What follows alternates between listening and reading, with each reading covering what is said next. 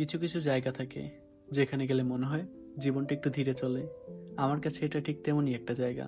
সব শব্দ থেমে যায় না, তবুও ভেতরের অস্থিরতা কেমন যেন শান্ত হয়ে আসে। হয়তো জায়গাটা খুব সুন্দর বলেই না, হয়তো এখানে এলে নিজের সাথে একটু সময় কাটানো যায় বলেই। আমরা সবাই আসলে এমন একটা জায়গা খুঁজি যেখানে গিয়ে কিছুক্ষণ সবকিছু ভুলে থাকা যায়। কেউ সেটা খুঁজে পায় সমুদ্রের পাশে, কেউ পাহাড়ে, কেউ রাতের ছাদে দাঁড়িয়ে, আর কেউ কোনো নিরিবিলি রাস্তায় হাঁটতে হাঁটতে। জীবনে সবসময় বড় বড় আনন্দ লাগে না, কখনো কখনো শুধু একটু মনের শান্তিও লাগে।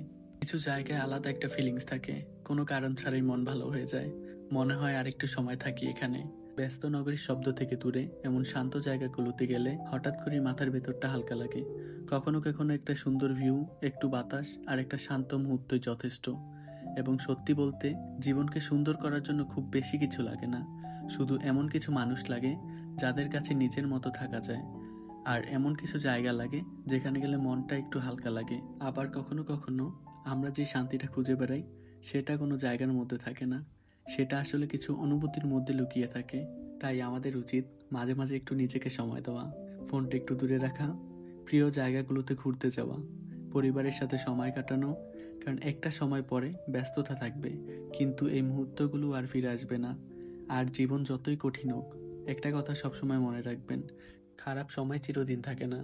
একদিন না একদিন সবকিছু ঠিক না হলেও মনটা আবার শান্ত হতে শিখে যায়।